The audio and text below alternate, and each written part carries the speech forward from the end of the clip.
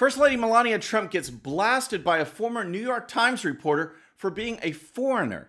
President Trump announces a new authorization for a coronavirus treatment. Plus, New York City has some shocking new crime stats. Does Black Lives Matter even care? All that and more. I'm Bobby Eberle. This is a 13-minute news hour. And God bless the United States of America.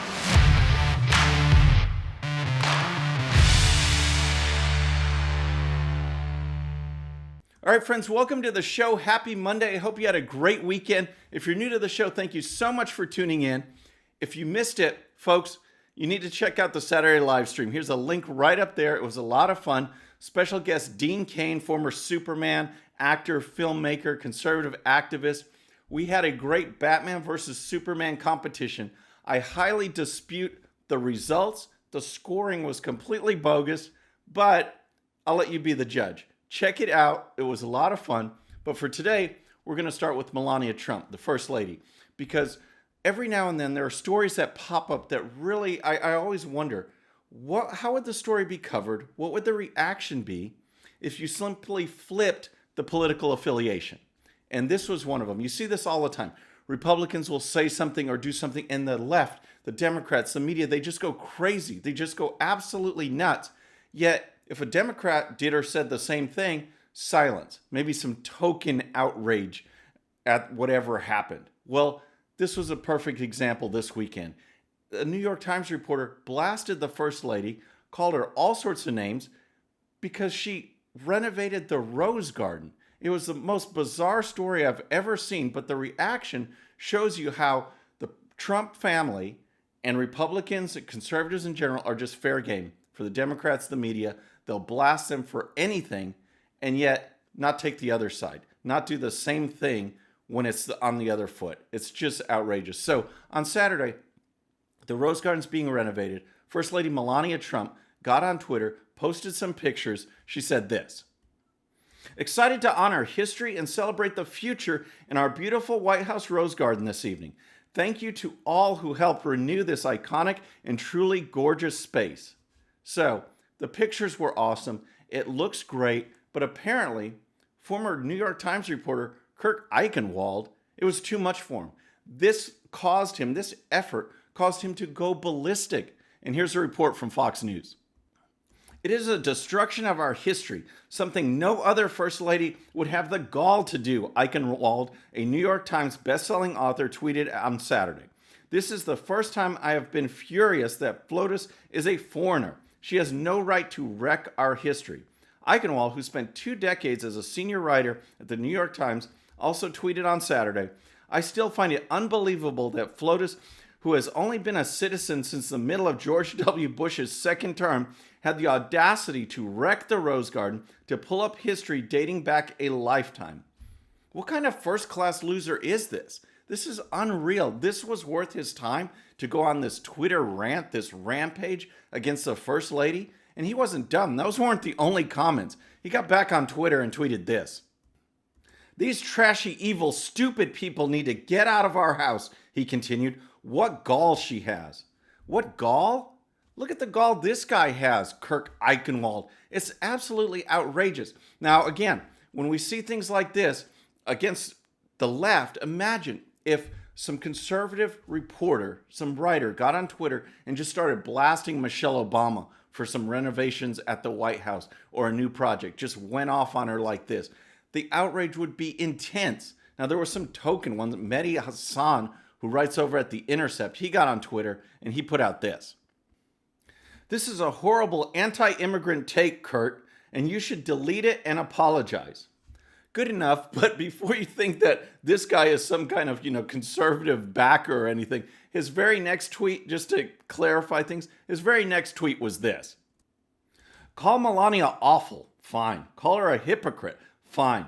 But don't question her naturalized citizenship or suggest immigrants have a second-class or inferior citizenship rights to the rest of the citizenry. That's totally wrong and a dangerous path to go down. Sorry." I don't get that at all. Call her awful? It's just so bizarre. Well, CNN's Jake Tapper, he responded to Hassan's first tweet and he added this: Agree. Kurt Eichenwald, this is xenophobic and wrong. It's bigotry. So Eichenwald actually added even more on Twitter before he did the usual thing, the cowardly thing. He deletes the tweets, and then he puts some kind of bogus apology out there, and here's the report. People may have misunderstood my point about Melania being a foreigner and ripping up plants put in place by almost 100 years of first ladies, he tweeted. It was a complex point, and I was wrong to say it. My point was, people who come to America should celebrate its history, not ignore it. But I deleted the tweets. I did not have the ill intent they seem to have conveyed to so many. I should be more careful in what those types of words seem to imply. We all fail in our words at times. This was one of my times. I apologize. I should be more careful with what those type of words seem to imply. That's those bogus types of non-apology apologies that just mean, I'm sorry that you interpreted what I said the wrong way. He still said it. He still meant it. It was a major rant against Melania Trump.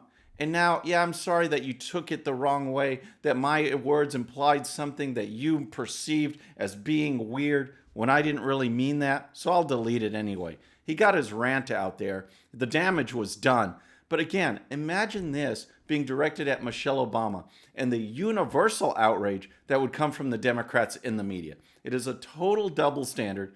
Let me know what you think in the comments.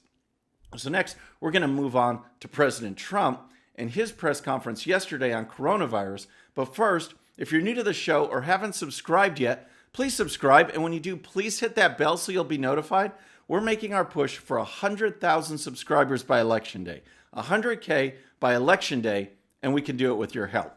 So yesterday, President didn't take the day off. He's getting ready for the Republican National Convention, but he held a press conference on Sunday to announce a new FDA authorization for a coronavirus treatment. This will help get the word out, help speed things up, and here's word from the president.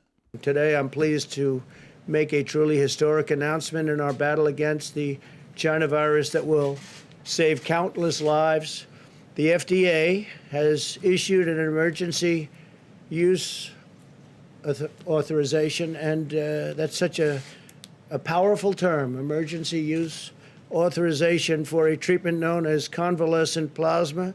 So he's talking about convalescent plasma treatments, which means if you've gotten the coronavirus and you've recovered, you've built up antibodies, you donate your plasma, that plasma could be used on those patients who are suffering, and it reduces the mortality by 35%. That's what the president and the FDA director announced yesterday. Reduces mortality by 35%.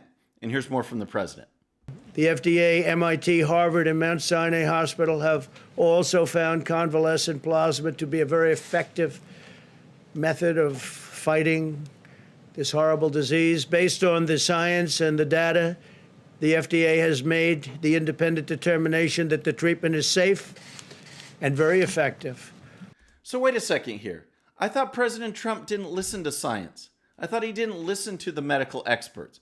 Here you have this treatment, this convalescent plasma treatments, and he holds his press conference with the HHS secretary, director of the FDA himself, talking about it, talking about the science, talking about this new emergency use authorization by the FDA so more people can take advantage of this. More people could donate plasma, which he suggested, and more people can benefit. A 35% reduction in mortality following the science, following the guidelines, and yet the Democrats blast him all the time. Michael Bloomberg's speech over at the Democrat convention was absolutely outrageous when he called hydroxychloroquine treatments quack medicine.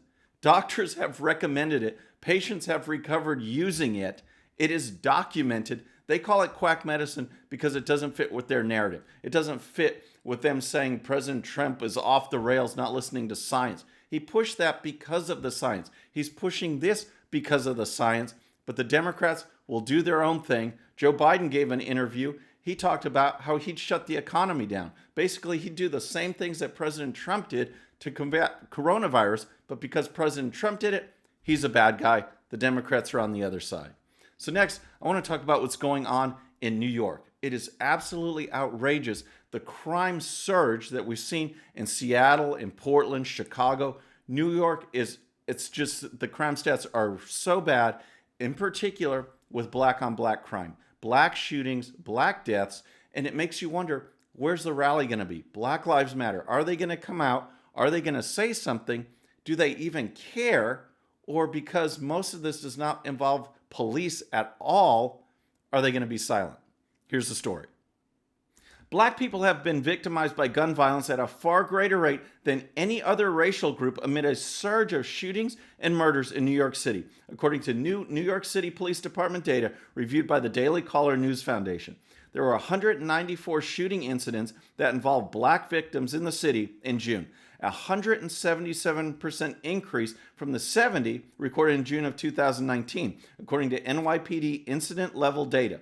Of those incidents, 27 were classified as murders, a 170% increase year over year from the 10 black people murdered in shootings in June 2019.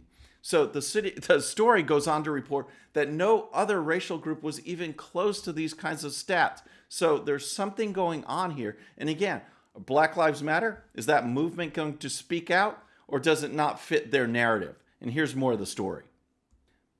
While there was an 80% year-over-year increase in Hispanic shooting victims, with 54 recorded incidents in June 2020, the latest month that racial victim data is available, the ethnic group experienced only 6 murders as a result of these shootings, a 45% decrease from the 11 murders as a result of shootings recorded in June 2019.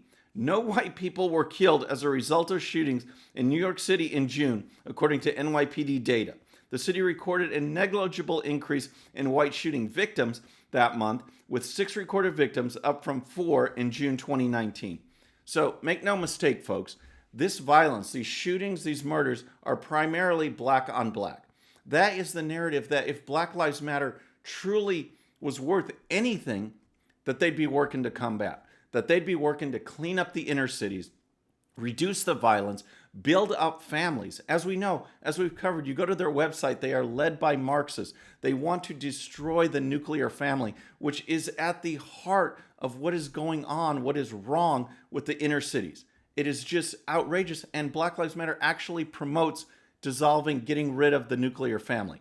Here is a major issue that they should be trying to fight, but it just shows that that's not their narrative. That's not what they're about at all. It's about control and chaos. And rather than bringing down this violence, bringing down these shootings and deaths, they want to see it more. The chaos, the anarchy, the violence leads to them gaining more political clout. You see it all over states, governments, corporations, sports. They're all folding to BLM because they're vocal. This woke mob is pushing a narrative that is not true. And when it comes to stuff where they could really make a difference, they're silent.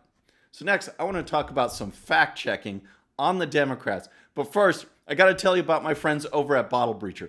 Please check these guys out. This is Eli Crane's company, veteran-owned, made in America products. This is the best in man gifts, groomsmen gifts, promotional items. Just go to bottlebreacher.com, use coupon code Bobby13 for 15% off your next purchase. All right. I always love this when the Democrats come out. They will say things hoping that the American people is not truly listening, that they're listening to the soundbite and not the actual facts, because they will say things that have no basis in reality. Cory Booker got nailed on that, along with other Democrats who keep pushing this increase in the minimum wage. We need to raise that up because it's a cure-all for everything. We know it's not true, and here's the story. Americans tuned into the Democrat National Convention were told Thursday that the higher minimum wage favored by presidential candidate Joe Biden would lift all full-time workers out of poverty. That's not what $15 an hour is likely to do. Senator Cory Booker, together with Joe and Kamala in the White House, will raise the minimum wage so no one who works a full-time job lives in poverty. The facts. That's an improbable outcome for the $15 minimum wage supported by Biden. Improbable outcome. I'd go a lot further than that. We know it would be a disaster. We know how economics works. If you force companies to increase an expenditure outside their projections, outside their budget, they're going to cut back in other places. They're going to raise prices, or they're going to get rid of workers. It's basic common sense, folks, and the Democrats don't care about that. They just want to push a talking point and hope the American people bite on it. Here's more of the story. A 2019 report by the nonpartisan Congressional Budget Office estimated increasing the federal minimum wage to $15 an hour would lift 1.3 million Americans out of poverty, a small fraction of the roughly 38 million people living in poverty in 2018. Moreover, the report estimated a $15 minimum wage would cost 1.3 million people their jobs because they would be priced out of the market. Altogether, some 17 million people might see higher pay, the office said, but not enough to raise most who are below the poverty line above it. So, what they basically said is what we already know. Raising the minimum wage costs people jobs.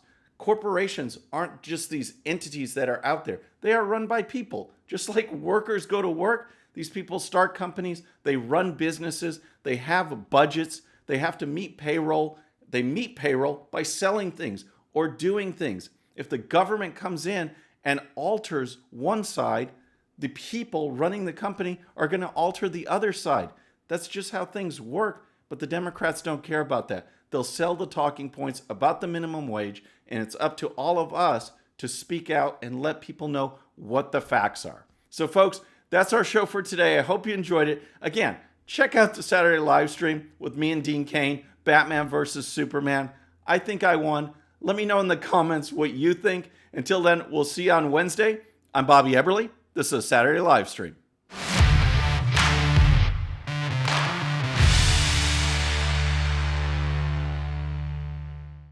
Okay, friends, thanks so much for watching. And before you go, please hit that subscribe button, hit that bell so you'll be notified. And here's a special video just for you so you can watch even more of the 13-minute news hour. And don't forget to check out GOPUSA.com for the best in conservative news and commentary. We'll see you next time.